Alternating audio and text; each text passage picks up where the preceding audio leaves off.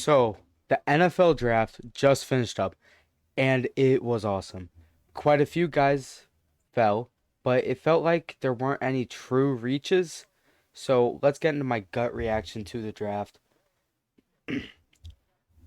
The next 10 to 15 picks feel like an extended first round. It doesn't feel like, you know, we're moving on to the second round. It legit does feel like an extended first round, and that's just so exciting about this draft class. I think that this draft is gonna be like going into it. It's definitely one of the best talent wise, really in the past couple years. Even though we've had some good drafts, so I think that's the second round and even third round is still gonna be so exciting. But let's just talk about what happened tonight. And there are some good players still available that I will highlight here too. Cooper DeJean, Kool-Aid McKinstry, Adonai Mitchell, Keon Coleman, Jackson Powers Johnson.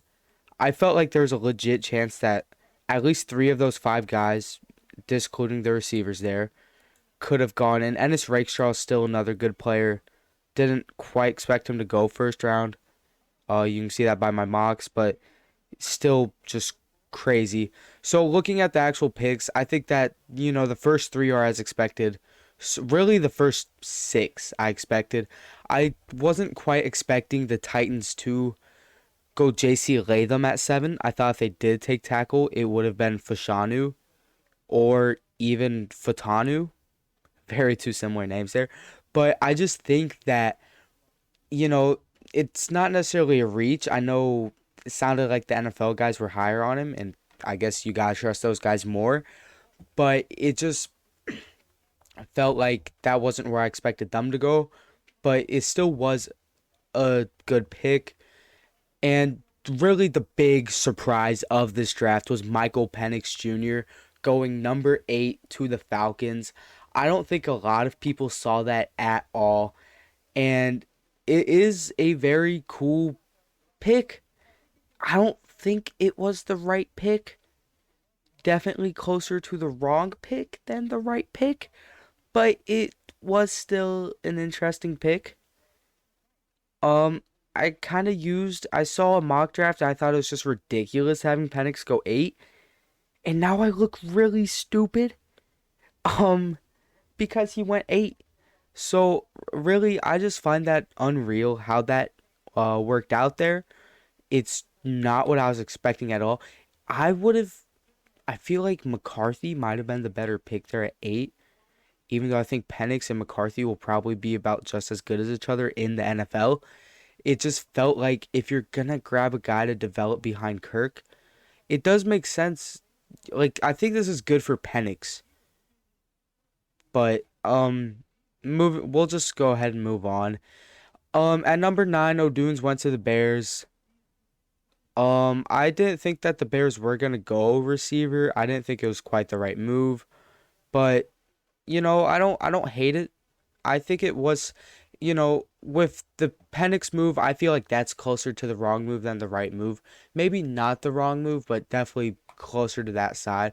But with the O'Dunes, it's closer to the right pick than the wrong pick. Um, I wouldn't quite call it the right pick. I feel like defense might have been better there, but at least we got to see a record broken tonight.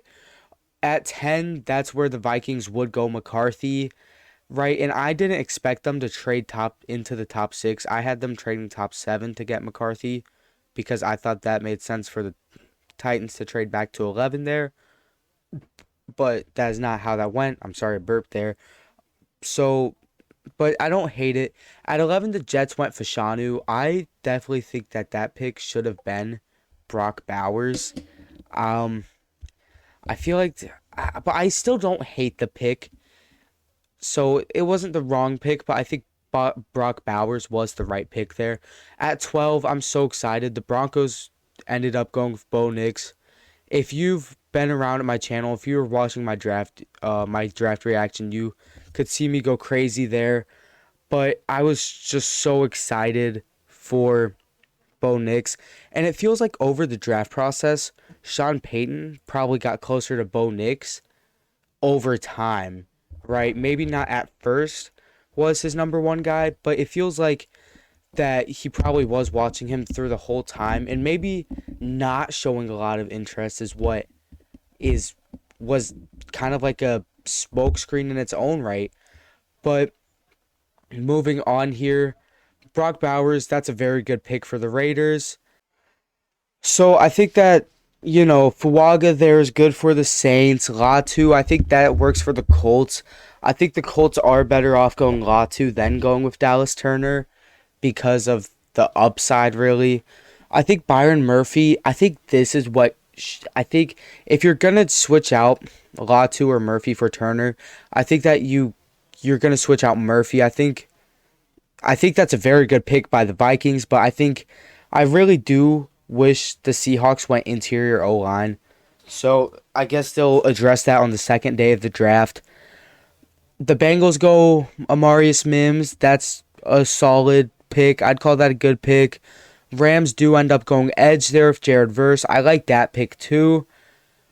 I think that Troy Fautanu, I expected that. I expected him to go to the Steelers. I did mock him too. Chop Robinson at 21 to the Dolphins. Not quite what I expected, but I think that it's still a solid pick there. I think it was a good pick. It's not quite what I thought they would have went, but it is where they went, and I think that it will work out.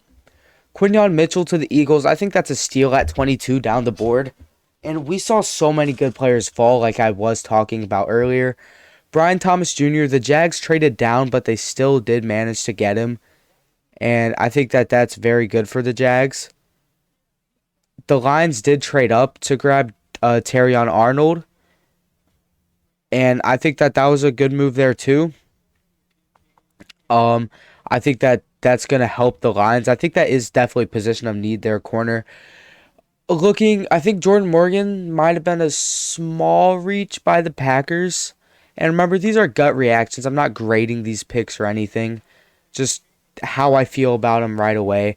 So I think that may be a small reach, but I think it could work out. Graham Barton to the Buccaneers, I think, is good. Darius Robinson to the Cardinals. It feels a little early.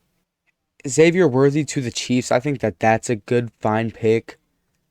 I think that they were going to go receiver or corner. They did trade up.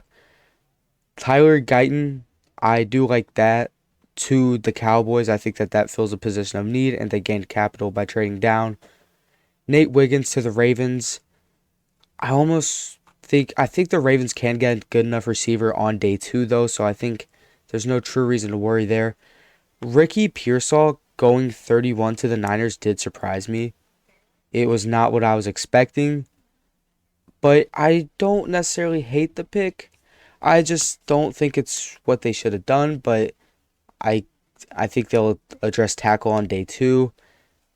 Probably closer to the third round. I'm not sure if they have a second and third round pick. I think they do, but probably tackle third round for them.